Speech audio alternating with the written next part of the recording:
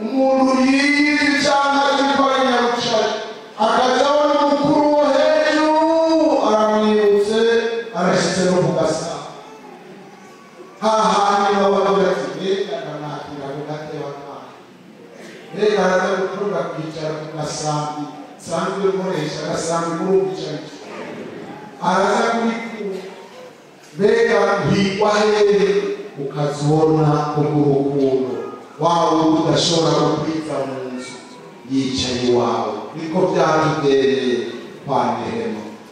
Amen. Guca bugufi kwa Yesu ni icyitegererezo cyo mu buzima bwacu bw'imbere natwe dukwiye guca bugufi n'ibwawe, guca bugufi mu gusenga, guca bugufi mu kurondera ubwiza bw'Imana kandi ubwo bwiza Yesu yarabwose baada y'uguca bugufi yahawe icyubahiro kitagukingana amabi yose akazezemera ikuzimu aha ku isi no mu ijuru izina ryiwe barabugisha bariteranye. Amen. Turabona uyu Yobu hanyuma yo guca bugufi akemera ntavuge ngo Mana urandenganije kenshi igeragezwa bituma uyu muntu aragera ahantu ngobere n'ishengero agaretse wari ugusenga amahiga bihagaritse ngo mbere na korari bihagaritse n'ibikobwa bihagaritse ibi bintu akabifata umengo ararenganijwe. Iyo musuko guca bugufi kwa Yobu, guca bugufi kwa Yesu bituzanira kutwereka natwe dufise umutima wo guca bugufi dushikira byinshi no mu mageragezwa turatabarwa kuko Imana iki canzo irubaka icanzo akakigera mbere iyo umuntu aca mu canzo agenda ararama ubwiye guca mu canzo ayicanzo nobicamo icanzo n'akantu gatoyi no kuvuga ni kwa kunama ugahera ukagendeshinga canke amazi mugabo ugashika iyuja.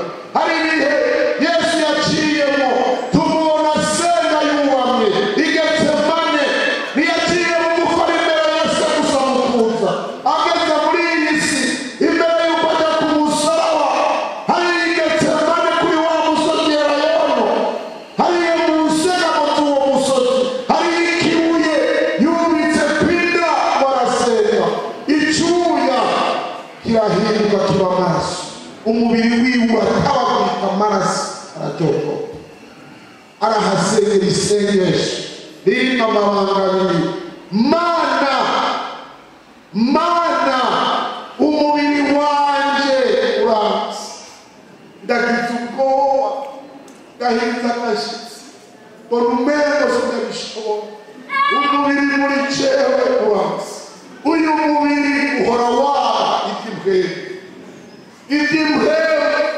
umubiri urabyanga ugeze mu kigira cumi Imana yaguherezagiye mu itongo no mu byironderamo ugarondera umubiri ngo ya azigure kwitsa ibinini umubiri ukagira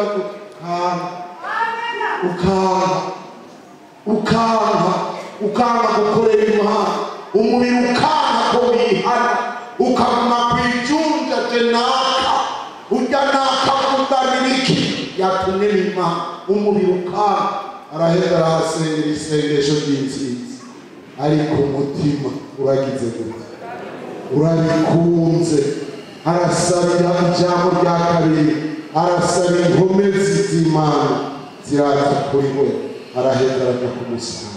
Mana nifashe cyane guca bugufi ndabazana umutima uraciye bugufi mwene data kubera iki mu rugo iwawe haba induru na dokaritiye abizi yuko muri ubwo rugo haba induru mugabo ukaba witirirwa Pentekote uraciye bugufi ururimi rwawe ruraciye bugufi mw'abagore murabe mu kanwa mbega ururimi rwanyu ruraciye bugufi iyo ushavuwe ntihera rigumaho iryo mu myaka ryaribitse irishasha rivyura irya kera okoka katika jina Yesu kitwa mw'izina rya Yesu abo mu bana babona amahoro guca bugufi gutanga amahoro mu kibano no mu bana umuhaye agaciro. Ariko kwanga igitugu kiri hejuru ihahandi mu ruhamo ugakwegana amashati iherezo ukazawumva ngo nakaye nangiye kuri nakaye nyinshi. Aha mwicaye ngaha umuntu wese ni mutagatifu. Ego kabisa. Aha turi ngaha hinge rero ushike hariya mugihe. Hariya kantu Bibiliya kavuga meze nk'umusibwa kaba indani ibiriki tukogera mu bintungeko. Ako rero karateza ingorane mu muntu. Karamuteza amanyama. Karamuteza kuvuga ngo jewe ambwiriko jewe ndakwibutse umudongo. Twige guca bugufi. Twige ko mu kibano mu byo tugendamo mu rucuruzwa mu bo tuganira tugendana ibanga ryo kugira gute guca ko mutayashe kandi y'agapiripiri kari mu ndya rero abantu barabapfa. Aho harababa guca bugufi mu by'ukuri. Misi yose ntiwamana agasuzuguro mu kanwa kawe. Mu mutima wawe ukaba Imana. Mana shira mu mutima ibanga ryo guca bugufi. Amen. Ibanga ryo guca bugufi mu butunzi. Uje ngaho ishomere utagira n'ifaranga bakozi b'Imana bagatakamba Mana hejagirana. Mana muhejagire. Mana ikagutanguza ikinga. Ukeye ukaba tagisibere.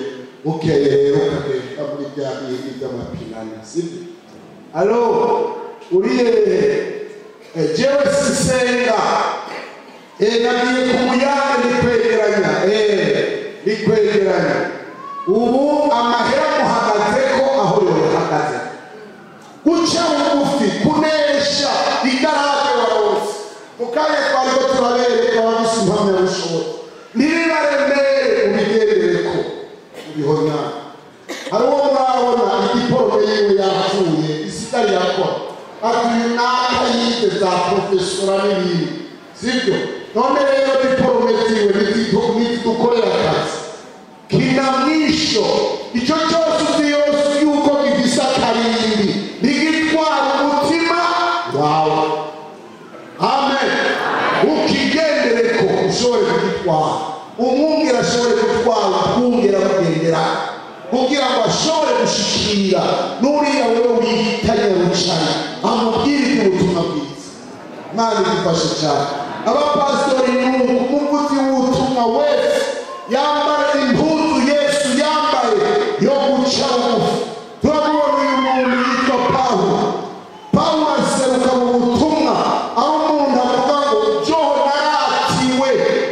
naratiwe ibanga ryo guca bugufi mu byo guhaga no mu byo gusonza. Ayo ushonza amajyambere uhoruta ararenzuye. Soma Pawulo ati nabiryose n'ibanga ndabifise n'ubutsobere n'ibanga. Ibanga ryo kuba mu nzara n'ibanga ryo mu kuronka ibyo uronkesha amaboko.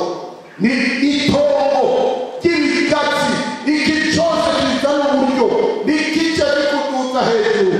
Uha Imana icubahiro hanyuma ubigendereko uzobirya kandi uzobirya bigwiye. Mana iduhezagire cyane. Turagiye gusoma mu Bifilipi igice cya kabiri. Igice cya kabiri aha bwari uburyo kugira ngo tugende tuziga mu mwanya. Abifilipi igice cya kabiri nyarutsa mwarimu Patrice uri ngaha soma guhera ku murongo wa 5. Turamanuka duce duhagarara ku murongo w'8 hanyuma tumanuke dutoze ku 11.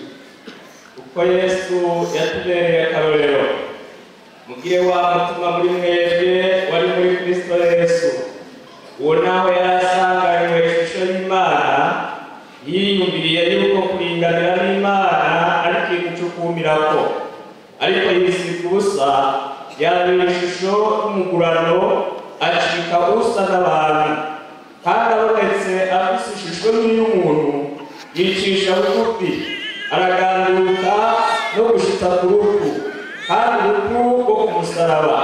Ico cyatumye Imana imushira hejuru cyane ikamuha rya zina rirengeye ayandi mazina yose kugira ngo amajwi yose azapfukame mu izina rya Yesu. Amen. Kubwo guca bugufi, kubwo kuganduka afata ishusho y'umuntu, kandi uwo muntu si umuntu asanzwe, ishusho y'umuja, umuntu asuzuguritse, wa munyabyaha wanakwihana, uyu niyagaruka kwere ataje gusubira kubambwa, mbega bizomera gute? Bumva Mosozi kuri uyu muntu yishwe n'akabureke hano, kuri uyu muntu w'umusambanyi, kuri uyu muntu w'umurozi, kuri uyu muntu akiri mu byaha, afise ibyaha bikomeye, aruruka ku bwawe, yarurutse kukurondera, yaraje turi ibyawe, bamwe twari tumerewe nabi. Yesu rero aronka ububasha izina rikomeye. Amen. Jewe ndi hano nari umusazi, acaraza muri jewe afise ububasha bwo gukiza, gukandagira, guhonya ubusazi. Ndababaza. Amen. Hano hariho abari abapfumu, hariho abarozi, abantu b'amangetenge, abantu bari bazi guterateranya uduti, utuntu dusa n'amakara, ibindi bisa n'amababa y'inyoni, utugufa, bari ngaha habo bashirira intara. Yesu abashikiriye abaka bya bindi byose bakoresha, abicaramwo abereka ububasha bw'ijuru bwo kurokora ubuzima no kurokora umutima.